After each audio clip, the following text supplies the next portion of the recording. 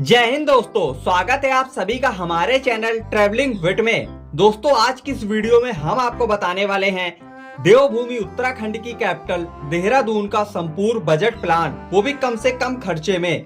क्योंकि दोस्तों, देहरादून सुंदर पहाड़ों से घिरा हुआ एक खूबसूरत हिल स्टेशन माना जाता है और यहाँ के टॉप प्लेसेस आपका मन मोह लेंगे। तो इस वीडियो में हम देहरादून का संपूर्ण बजट प्लान बताएंगे कि सबसे पहले आप देहरादून कैसे पहुंच सकते हैं, इसके साथ ही वहां पर रहने के क्या क्या ऑप्शन है, खाने के क्या ऑप्शन है, इसके साथ ही देहरादून हमें कितने दिन की ट्रिप बनानी चाहिए, कौन सा मंथ सबसे अच्छा रहेगा या बेस्ट टाइम टू विजिट कौन सा रहेगा, ये भी हम बात करने वाले हैं। इसके साथ ही यहाँ का टोटल खर्चा कितना लगने वाला है पर पर्सन, वो भी हम बात करेंगे। तो दोस्तों, इसी तरीके से देहरादून से रिलेटेड जो भी सवाल हैं आपको इस वीडियो में क्लियर हो जाने वाले हैं। अगली वीडियो में मसूरी के लिए बनाऊंगा तो आप मसूरी भी जा सकते हैं। तो देहरादून मसूरी आप एक साथ प्लान कर सकते हैं, जिसकी सेपरेट वीडियो आपको मिल जाएगी। तो चलिए दोस्तों, सबसे पहले बात करते हैं कि हम देहरादून कैसे पहुंच सकते हैं। तो दोस्तों, देहरादून पहुंचना बहुत ही आसान है, क्योंकि ये उत्तराखंड की कैपिटल है और देश के हर बड़े शहरों से आपको यहाँ के लिए बस, ट्रेन, फ्लाइट मिल जाएंगी। लेकिन मैं सबसे पहले बात करता हूं कि अगर आप ट्रेन से आना चाहते हैं तो उसके लिए आपको आना होगा देहरादून रेलवे स्टेशन। खुद का रेलवे स्टेशन है, तो आप अपने शहर से देहरादून के लिए ट्रेन पकड़ सकते हैं। इसके साथ ही दोस्तों, कई बड़े शहरों से आपको बसेस भी मिल जाएंगी। अगर आप दिल्ली के आसपास से आ रहे हैं तो दिल्ली के कश्मीरी गेट से आपको देहरादून के लिए बसेस इजिली मिल जाएंगी, जिसका प्राइस 400 से स्टार्ट हो जाता है, जिसमें गवर्नमेंट बसेस, वोल्वो, एसी हर तरीके के बसेस है। 400 से प्राइस स्टार्ट हो जाता है। उसके अकॉर्डिंग अपनी बुकिंग आप कर सकते हैं अगर आप दिल्ली के आसपास से आ रहे हैं। अब बात करते हैं अगर आप फ्लाइट से आना चाहते हैं तो उसके लिए देहरादून का सबसे नजदीकी एयरपोर्ट है जॉली ग्रांट एयरपोर्ट, जो देहरादून से लगभग 25 किलोमीटर की दूरी पर है। एयरपोर्ट आप उतरिए, वहां से आप 1000 से 1200 की कैब लेकर आप देहरादून मेन सिटी सेंटर घंटाघर के आसपास या पलटन बाजार के आसपास या रेलवे स्टेशन के आसपास आप आ सकते हैं, जहां भी आपको स्टे लेना है। तो इस तरीके से मैंने आपको तीनों तरीके बता दिए हैं। जो तरीका आपका अच्छा लगे, जिसमें आपका बजट फिट बैठे, आप उस तरीके से आप पहुंच सकते हैं। तो अब आप देहरादून पहुंच गए हैं, अब बात करते हैं वहां पर रहने की। तो दोस्तों, अगर आप ट्रेन से आए हैं तो स्टेशन के आसपास आपको बहुत सारे स्टे मिल जाएंगे। होटल के प्राइस की बात करें तो 800 से 1200 में आपको 2 एडल्ट के लिए रूम इजिली मिल जाएगा। तो आप रेलवे स्टेशन के आसपास भी अपना स्टे ले सकते हैं। इसके साथ ही आप घंटाघर या पलटन बाजार के आसपास भी स्टे ले सकते हैं। सिटी सेंटर है, वहां से बाकी प्लेसेस कवर करने में आपको आसानी रहेगी। तो इस तरीके से आप स्टे ले सकते हैं। होटल्स के प्राइस 800 से स्टार्ट हो जाते हैं और 2000 तक जाते हैं। तो जिस तरीके से आपका बजट हो, आप अपना स्टे ले लीजिए। 2 लोग रहोगे, आपका पैसा भी होटल में डिवाइड हो जाएगा। अब बात करते हैं दोस्तों खाने पीने की। तो खाने पीने की देहरादून में कोई दिक्कत नहीं आने वाली है। नॉर्मल थाली आपको 120 रुपए में मिल जाती है और फुल थाली जो आप लेने वाले हैं उसका प्राइस रहता है 180। पर डे आपका 500 मील में हो जाएगा। तो इस तरीके से आप खाने में भी आपको कोई दिक्कत नहीं आएगी। अब दोस्तों बात करते हैं, आपने स्टे ले लिया है, अब आप नहा धो लीजिए। और सबसे जरूरी बात, अगर आप बजट में ट्रिप कर रहे हैं तो आप अपने शहर से ऐसे टाइम पर ट्रेन पकड़िए कि आप 9-10 बजे तक आप देहरादून पहुंच जाएं, जिससे आपको वो एक दिन पूरा फ्री मिल जाएगा।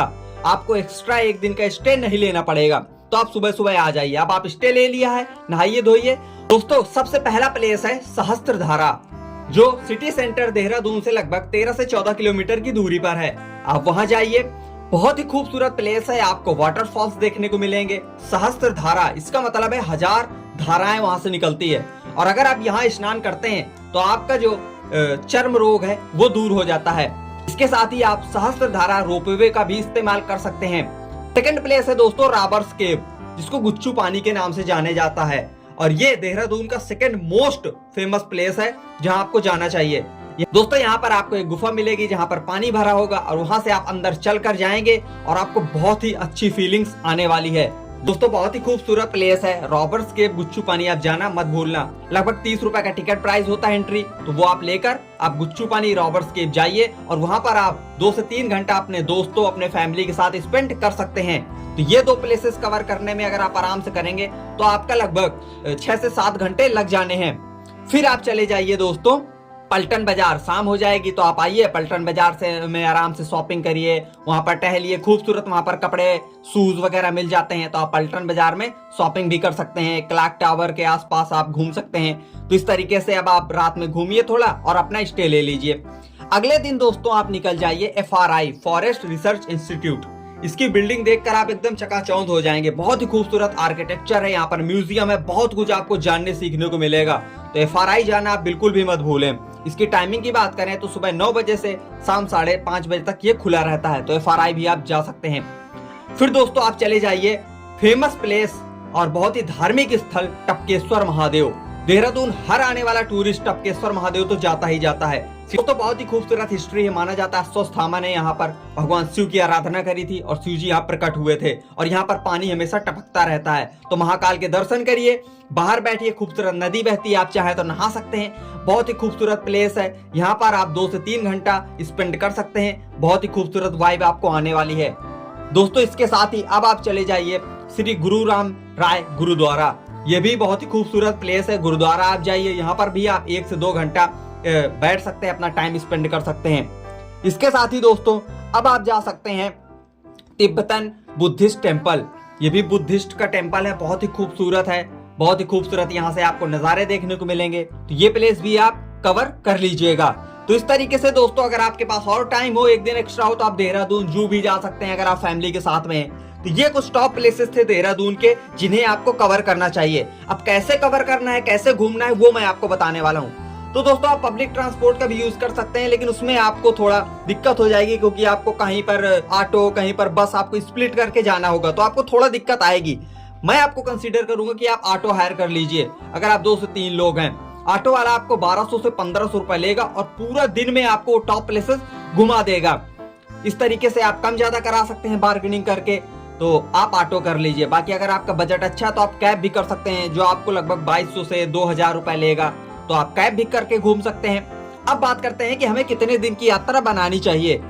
तो दोस्तों आपको अगर आप आराम से पूरे प्लेसेस कवर करना चाहते हैं, जितने भी मैंने देहरादून के बताए हैं, तो आपको एटलीस्ट 2 डे और 1 नाइट की ट्रिप बनानी ही चाहिए। फैमिली के साथ में रहेंगे, आपको कोई भी दिक्कत नहीं आने वाली है।